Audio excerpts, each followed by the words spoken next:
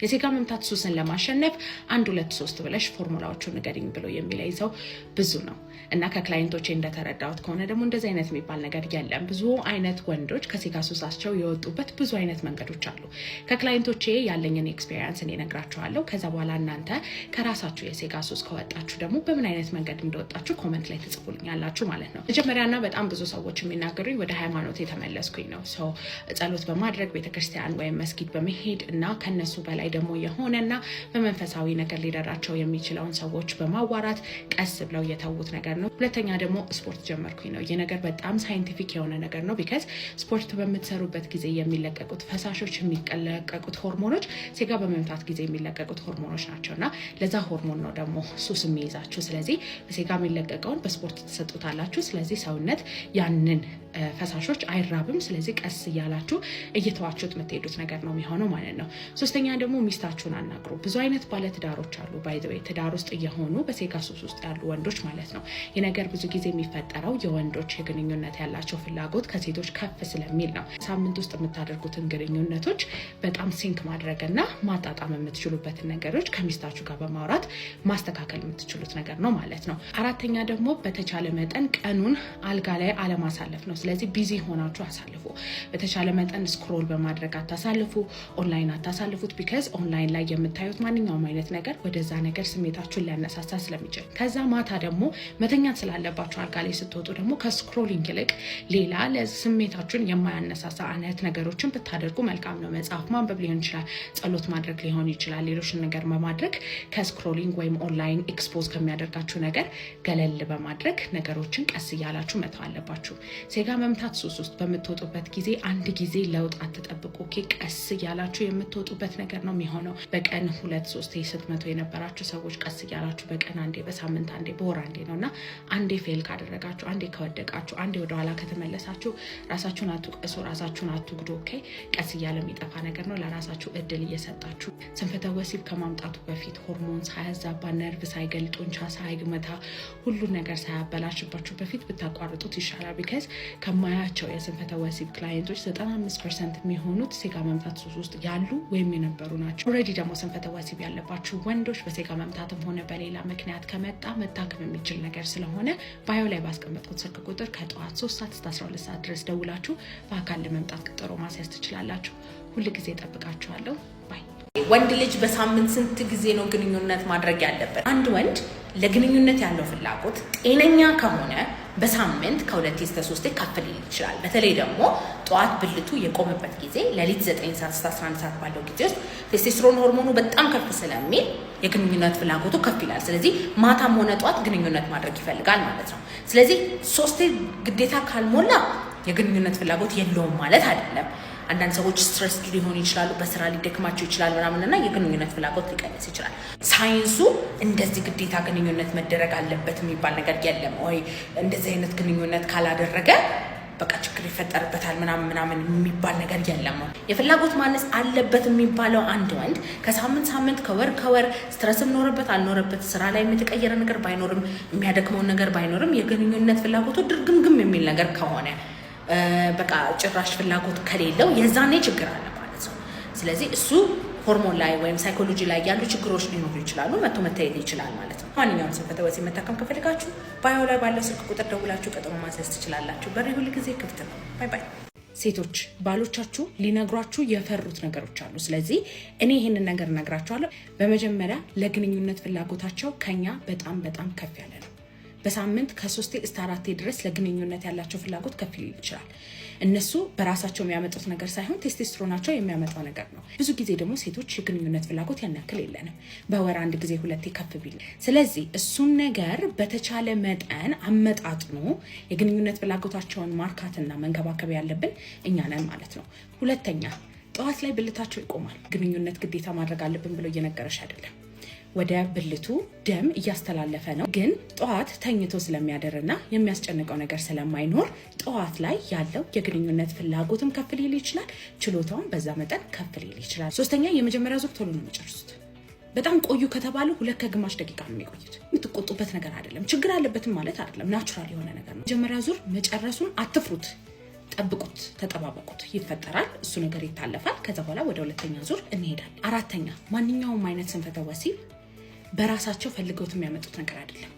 ቶሎ መጨረስ፣ የብልት አለመቆም ችግር፣ ፍላጎታቸው ሲያንስ ዘግይቶ መጨረስ፣ ለሁለተኛ ዙር ዝግጁነት ማጣት ከራሳቸው የሚመጣ ነገር አይደለም። ስለዚህ ባልሽን የምትቆጭበት፣ የምታሸማቅቂበት፣ የምትናገሪበት ኦር አልፈልግህም ከዚህ በኋላ ብለሽ ትዳርሽን የምትበትኝበት አይነት ጊዜ አይደለም፣ ሁኔታም አይደለም። መታከም የሚችል ነገር ነው። በማንኛውም ስንፈተ ወሲብ መታከም ከፈለጋችሁ ባዮ ላይ ባለው ስልክ ቁጥር ከጠዋት 3 ሰዓት እስከ 12 ሰዓት ድረስ ብቻ በመደወል በአካል ለመምጣት ቀጠሮ ማስያዝ ትችላላችሁ። በሬ ሁል ጊዜ ክፍት ነው። ስንት ዙር ቢሆን ኖርማል ነው? ኦኬ፣ እንደዚህ ተብሎ የተቀመጠ ነገር የለም። ግዴታ ይህን ያክል ዙር ምናምን የሚደረግ ነገር የለም። በአንድ ዙር ብቻ ግንኙነት የሚያደርጉ አሉ። በምሽት ደግሞ 7-8 ዙር ድረስ የሚሄዱ ወንዶች አሉ። ግን ማወቅ ያለባችሁ ነገር በአንዱ ዙር ብቻ አንድ ወንድ አይረካም፣ አንደኛ።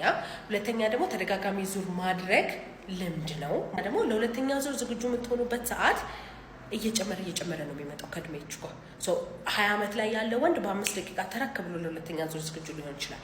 50 ዓመት በላይ የሆነ ወንድ ደግሞ 24 ሰዓት ድረስ ሊፈጅበት ይችላል። ስለዚህ ከእድሜያችሁ ጋር ያለ ነገር፣ ብልታችሁ የመጀመሪያ ዙር ጥንካሬ ያለው ወይ፣ ጠዋት ይቆማል ወይ እና አጠቃላይ በዛ ጊዜ ያላችሁ ሳይኮሎጂካል ሜካፕ እንዴት ነው የሚባለው ነገር መታወቅ አለበት።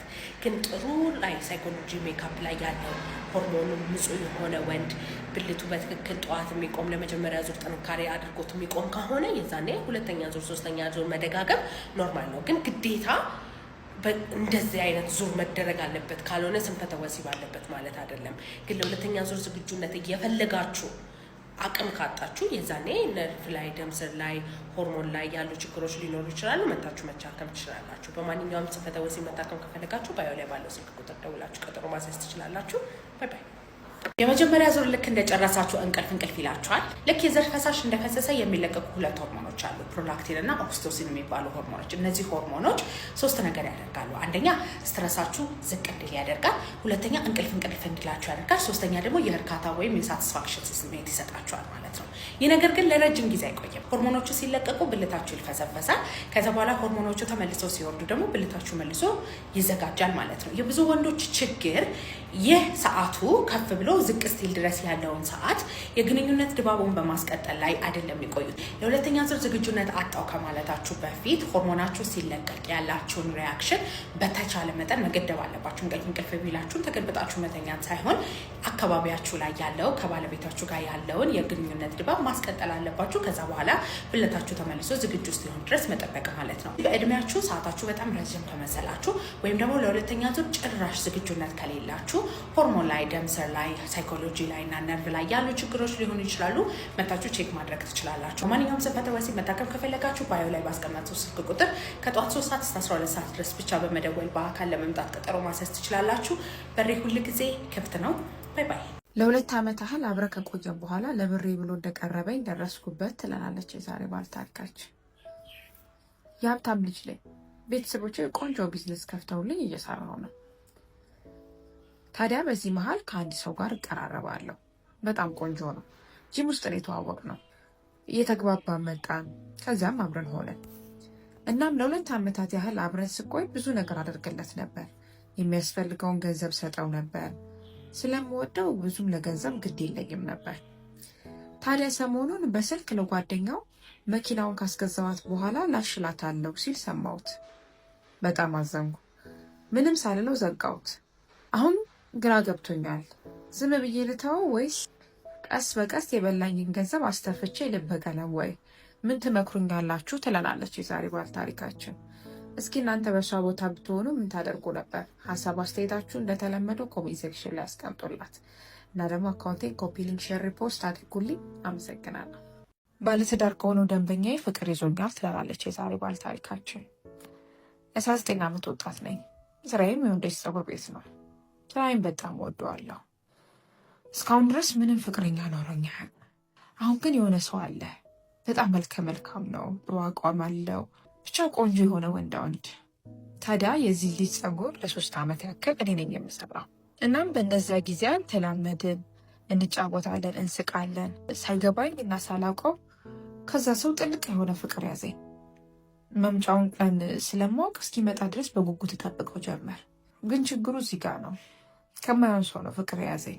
ሰውየው ባለትዳር ነው። በእርግጥ ባለትዳር መሆኑን አውቅ ነበር፣ ነገር ግን ፍቅር ይዘኛል ብዬ አስቤ አይደለም። አሁን ግን ያለሱ ምንም አይነት ወንድ ያለ አይመስለኝም። ከአሁን ድረስ ምንም አይነት ግንኙነት የለንም። ግን ለመጀመሪያ ጊዜ ከሱ ፍቅር ስለያዘኝ መሰለኝ አልቻልኩም። በጣም ጨነቀኝ። ምን ላድርግ እባካችሁ አማክሩኝ ትለናለች የዛሬ ባል ታሪካችን። እንደተለመደው ሀሳብ አስተያየታችሁን ኮሜንት ሴክሽን ላይ ያስቀምጡላት። ኤክሴ ቤስት ፍሬንድ ልታገባው ነው ትለናለች የዛሬ ባል ታሪካችን። ለ4 ዓመት አብሬው ከቆየሁት ቦይፍሬንዴ ከተለያየን 2 ዓመት አልፎኛል። የተለያየ ነው በቃ አብረን መቀጠል እንደማንችል ተነጋግረን ስለተማመንን ነበረ። ታዲያ ከተለያየን ከ1 ዓመት በኋላ ወደ ባህር ዳር ለስራ ዝውውር ገጥሞኝ ጠቅልዬ ወደ ባህር ዳር ገባሁ። ከዩኒቨርሲቲ በኋላ ያፈሯቸው 2 ጥሩ ጓደኞች አሉኝ። አብረን በጣም ብዙ ነገር አሳልፈናል። ታዲያ ባህር ዳር ከገባው በኋላ ትንሽ ተራራቅን እንጂ አልፎ አልፎ እንገናኛለን። ታዲያ አንድ ቀን አንደኛዋ ጓደኛዬ ደውላ እኔን ኤክስ ያቺ ጥሩ የምላት ጓደኛዬ ጋር ቀለበት እንዳሰሩና ሊጋቡ እንደሆነ አረዳች። በጣም ነው የገረመኝ። ሳጣራ ከኔ ጋር ከተጣላ ከ6 ወር በኋላ ማውራት እንደጀመሩ እናም አሁን ሊጋቡ እንደሆነ ሰማሁ። በማን ማዘን እንዳለብኝ በጣም ግራ ገባኝ። እሷንም ዘጋኋት። ምን ማድረግ ነበረብኝ?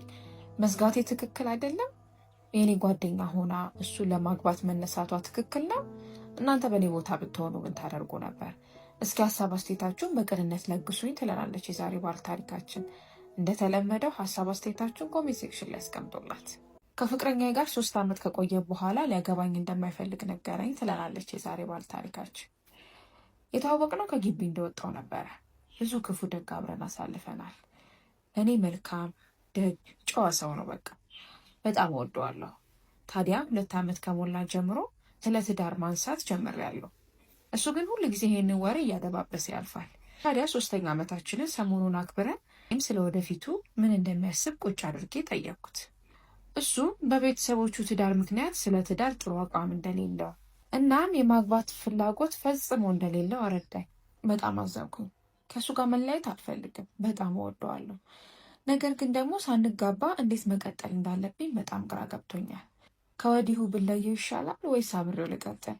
እናንተ በእኔ ቦታ ብትሆኑ ምን ታደርጉ ነበር? ትለናለች የዛሬ ባል ታሪካችን። እንደተለመደው ሀሳብ አስተያየታችሁን ኮሜንት ሴክሽን ላይ ያስቀምጡላት።